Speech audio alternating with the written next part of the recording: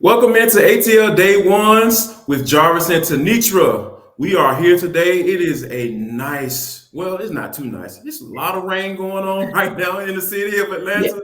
For those who are not here, we are trying to work our way through it. But I think Yes. we're gonna get through it though, Tanitra. What about you?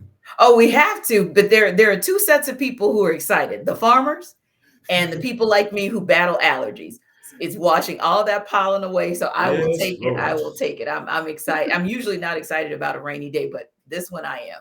Yeah, 24-hour allergy pills are definitely in my vocabulary and part of my budget right now. Yes. So we can definitely do that. But coming up today, y'all, we're going to go through our top three with Jarvis and T. But Yeah. before we get there, let me tell you about Bet Online. College basketball came to a close last night. The Kansas Jayhawks got their win. And let me tell you, Bill Self was able to pull it out. You know, he's been going through this season. And I don't know about you, but if you did not get onto betonline.net, because it is your number one source for all your betting needs and sports info from all the latest odds, contests, and player props, you name it. If you missed out, if you didn't get in on that on those the Caleb Loves of the world, all those guys that were playing some really good basketball. I think it was just an exciting game, and what else is exciting is Bet Online is the best spot for all your latest sports developments, including podcasts and reviews for all the leagues this season.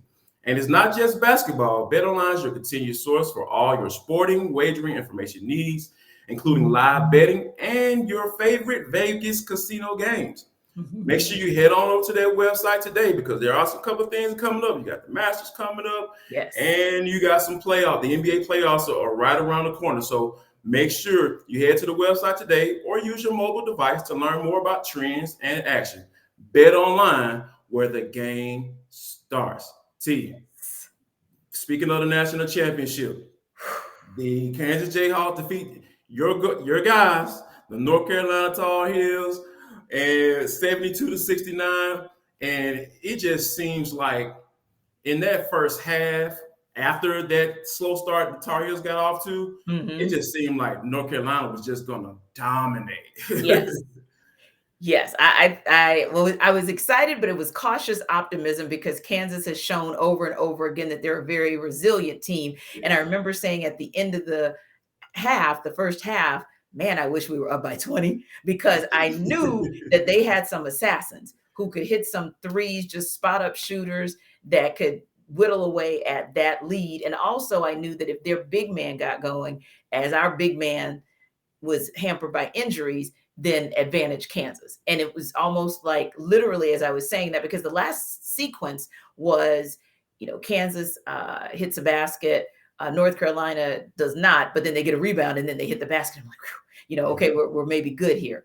But the one thing that concerned me was Baycott's injury. Yes. Because I was like, man, he's just not able to push off. He's not able to do the very things that make him so lethal inside, both on offense and defense. And that's the thing that bothered me. And then I said, Bill Self is great at making halftime adjustments.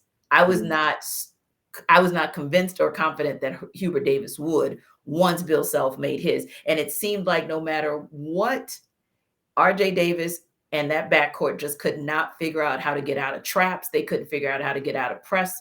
They just did not have an answer for the defense that Bill Self kept putting forth, and even the pressure he was putting on Baycott. And that was where I said that game will be won or lost, is who comes back the second half and makes the adjustments or responds to the adjustments. And unfortunately, we did not. Yeah, and that's the thing that you saw. Like, it was clear, so clear when coming out in the beginning of the second half that Kansas wanted to push the pace a little bit because they wanted to wear those bigs down. And because, like I said, with Baycott, he was dominating that first half. Yes. Especially because they were playing at the pace that they wanted to play. Yes, they were dictating pace. Hubert Davis cutting WWE promos on the sideline interviews and stuff like that. It just really told you the type of intensity that they had while playing the way that they were playing in. And you know what? And I think that you made a good point when you're talking about how the adjustment to the adjustment is what matters. That's what's going to win you the games, especially and you talk about the stage with the national championship is on the Mhm. line. And Yes. like I said, I think Bill Self made the right adjustments and he Mhm. did what he was supposed to do. And unfortunately, Hubert Davis didn't make the adjustment to the adjustment. Yeah, Now, and as he far had a as sneak peek to be able to do it because that last possession, to your point, Kansas' last possession before the half was them coming out on the break and just taking the pace. And I can remember listening to one of the commentators saying the Tar Heels are starting to look a little tired.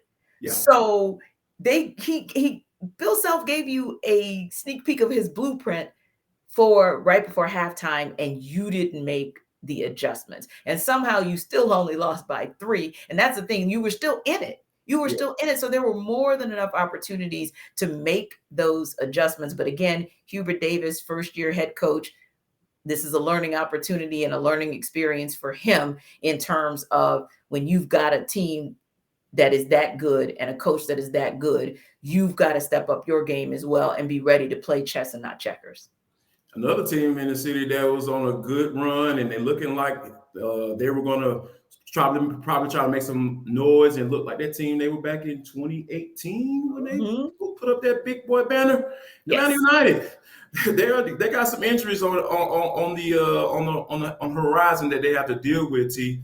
We talk about Joseph Martinez experiencing some tightness. The Mhm. absolute star of this team, the face of the franchise, the Foff. Yes. He's experiencing some tightness in his knee. You got Mhm. Mateus Rossetto and Ozzy Alonso dealing with their respective injuries. Yes. Like, what can Atlanta United do to kind of like right the ship? Because this is something that I think is going to help them. Not going to help them going forward because, Yeah. especially since they got off to a pretty decent start. Yeah, you like the fact that it was a went on the road. They got 3 points. Yes, it was ugly, but 3 points is 3 points is 3 points because that helps you in the table. You're in third place in the East. So that's the good part.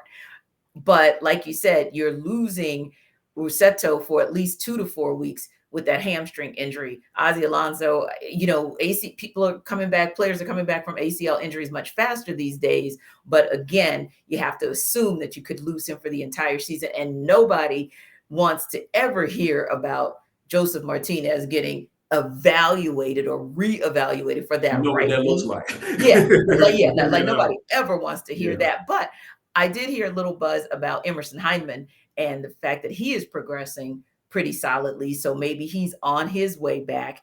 And we talk about Alex Anthopoulos all the time as being one of the better leaders, negotiators, and forward preemptive thinkers. Right. Darren Eales is pretty preemptive too. He's pretty proactive and pretty preemptive as well. And United has been working all throughout the offseason to bring that depth, if you will. And I'm also liking what I see from Gonzalo Pineda in terms of pairings and matchups and watching to see where he needs to kind of sub in this person and that person. So as sad as it makes me to see, like, dang, they're just getting their footing. I mean, the season just started, right? And you beat Yeah. DC Right. United on their pitch. That's exciting. But then you have this news that comes out. So I have been kind of watching my Twitter because, as you know, Darren Eales always tweets out a little like note to let us know he's up to something, and then we find out exactly who he signed. So I've been kind of watching my Twitter to see what moves he's going to make just to kind of keep that momentum going for Five Stripes. That foresight, that type of forward thinking is going to definitely help Atlanta United out as they try to get back on track. Yes. But lastly though, T, I think that one of the things that we have to kind of really take a look at is the Atlanta Falcons. Yes. Make a little noise here. They're set to visit with Malik Willis and next week, along with the Carolina Panthers. Man, it's starting to really get interesting. It's You can getting, tell we're in it's April, getting and interesting with all these home visits and all of this stuff, and which are starting to really potentially maybe getting some ideas of what the team is going to do. But you know how it is. This is smoke screen season. I'm not believing anything. Yeah, they just doing their due diligence. Yeah, of course they are. Yes. They want to make sure all the teams behind them think they're doing that as well. So I think that any information that's public, I take it with a grain of salt. But the Falcons are set to visit with Malik Willis. Also, a couple other quick notes here. they signed Rashawn Evans. Yes. That should be a guy that they could possibly, you know, fill in that middle linebacker role. Mm-hmm. Foye Oluokun was able to establish himself and go on and get the Brinks truck backed up, man. Yes. Good Lord. Shout out to Foye, man. I'm so happy for that dude. He is just a guy that you absolutely can really just be cool with. Oh, and yeah. He's always somebody we're still going to root for, regardless of if he's right. in a Falcons uniform or not, because he gave the Falcons everything that they could have expected from a lower round draft pick and then some. And then some. So, yeah, like you said, excited about Rashawn Evans. And, of course, we know that we're looking at, and, hey, we're going to give a little love, because we give a little love to the third element of the game. Yeah, exactly. And so the long snapper, of course, longtime long snapper for the Falcons, Josh Harris, the Pro Bowler. He moved on, and now they signed Bo Brinkley for a one-year deal on Monday. So they're starting to shore up just little pieces, if you will. But what I really thought was interesting, what really made me go, ooh, the plot thickens, is that mega trade, that blockbuster trade that have more draft picks than Jarvis and I have time to dig into today. But it was a trade late last night between the Saints and the Eagles that essentially gets the Saints a couple of first round picks this year. But there's a lot involved in it. Of course, there are so many layers to it, not just for 2022, but for 2023, the conditions that will have to be met or not met in order for those draft picks to come to fruition. But one of the first things I said when I saw the movement, I was like, wonder why we're moving, because you've got really three key areas, not unlike the Falcons. Saints need a QB, Saints need O linemen, and the Saints need D linemen. So I was like, you don't have to do all that trading and mixing and remixing for an O lineman. As you know, former defensive player yourself, this is a defensive rich class. And even with you going to the Senior Bowl, you've seen that there's talent there. So that means probably one thing that you might be seeing them jockey for position, because you've got the Falcons at 8, like you said, about to see Malik Willis next week. You got those Panthers at 6. And a lot of the draft boards have Malik Willis going at 6 to them, or Kenny Pickett. And then you've got the Saints, who seemingly are trying to jockey for position to get around anybody who they think might go after Malik Willis or Kenny Pickett. And maybe they'll do it this year. Maybe they will, or maybe they won't. But whatever they're trying to do, the Falcons need to stop it. Yeah. So, but I think that, we want to thank you for checking us out right here on Locked On Sports Atlanta. It is the ATL Day Ones podcast. I'm Jarvis. She's Tanitra. But coming up next, don't go anywhere. The Hawks take on the Raptors tonight. Yes. And one of the things that I started thinking about, what do we need to see from them tonight in order for the Hawks to get a win in that play-in game, so they can move on to get into the real playoffs, because this is the real place out there that they were looking for. It is the ATL Day Ones with Jarvis and Tanitra. We'll be right back. Be right back.